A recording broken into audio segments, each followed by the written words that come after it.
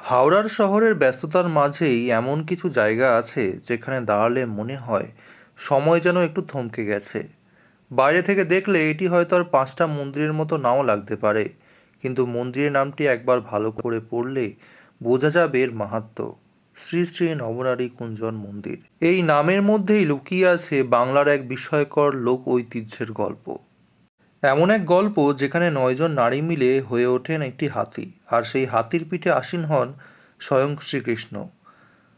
ইতিহাসের সব গল্প বইয়ে লেখা থাকে না, কিছু গল্প লুকিয়ে থাকে গ্রামের মাটিতে, পুরনো মন্দিরে ও মানুষের বিশ্বাসে।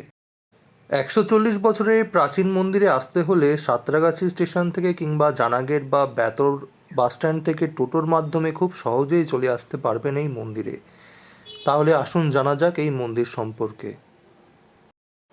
গল্পটি শুরু হয় বৃন্দাবনের সেই চিরপরিচিত প্রেমের জগৎ থেকে।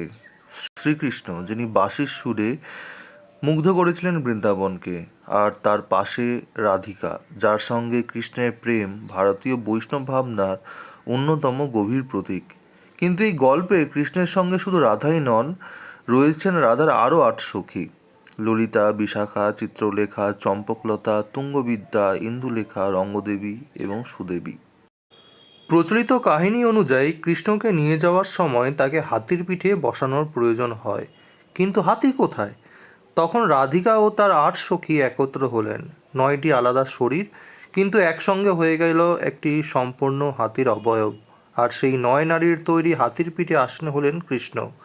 এই কারণেই নাম নবনারী কুঞ্জর। নবনারী অর্থাৎ ৯ নারী, আর কুঞ্জর অর্থাৎ হাতি। এই নবনারী কুঞ্জের রূপের মূল ধারণাটি হলো ৯ নারী সম্মিলিতভাবে হাতির আকৃতি ধারণ করেছেন এবং কৃষ্ণ সেই হাতির আরোহী। একটু গভীরভাবে দেখলে বোঝা যায় এটি শুধুই একটি পৌরাণিক দৃশ্যের প্রতিমা নয়, এর মধ্যে রয়েছে এক গভীর প্রতীকী ভাবনা। ৯ জন নারী নিজেদের পৃথক অস্তিত্বকে একত্র করে একটি বৃহত্তর রূপ তৈরি করেছেন, যেন অনেকগুলি সত্তা একত্রিত হয়ে একটি মাত্র শক্তিতে পরিণত হচ্ছে, আর সেই শক্তির ওপরে বসে আছেন কৃষ্ণ। তাই নবনারীর মধ্যে আমরা দেখতে পাই ভক্তি, প্রেম, সখিত্ব এবং আত্মসমর্পণের এক অনন্য প্রতীকী প্রকাশ। তবে বাকসারা নবনারীর মধ্যে এমন একটি বৈশিষ্ট্য রয়েছে যা হয়তো প্রথম দেখায় আপনার চোখে পড়বেই না। এই নবনারীর মধ্যে রয়েছেন রাধা, কিন্তু আবার কৃষ্ণের পাশেও রয়েছেন রাধা, অর্থাৎ একই প্রতিমার মধ্যে যেন রাধা দুটি উপস্থিতি। এই অদ্ভুত শিল্পরূপই বাকসারা নবনারীকে আরও স্বতন্ত্র করে তুলেছে, কারণ কৃষ্ণের পাশে রাধাকে না রাখলে যেন সেই চিরপরিচিত রাধাকৃষ্ণের যুগল রূপটি অসম্পূর্ণ থেকে যায়। তাই শিল্পীর কল্পনায় নবনারীর কাহিনী এবং রাধাকৃষ্ণের যুগল রূপ দুটিকে একসঙ্গে ধরে রাখা হয়েছে। তবে প্রসঙ্গ থেকেই যায়, এই ৯ নারীর মাহাত্ম্য কী? এই ৯ নারী কি শুধুই কৃষ্ণের বাহন? না, একেবারেই নয়। তারা রাধার সখী। তারা কৃষ্ণ প্রেমের সেই জগতের অংশ যেখানে ব্যক্তিগত সত্তার চেয়ে বড় হয়ে ওঠে ভক্তি ও প্রেম।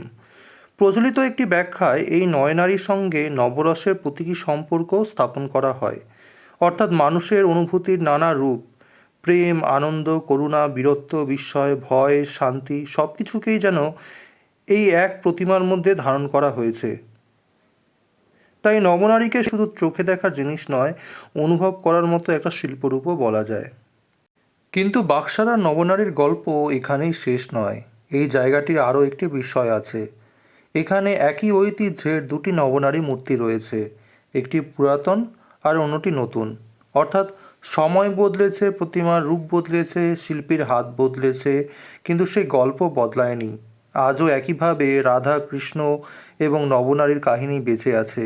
এই দুই প্রতিমাকে পাশাপাশি রাখলে আরও একটি বিষয় চোখে পড়ে।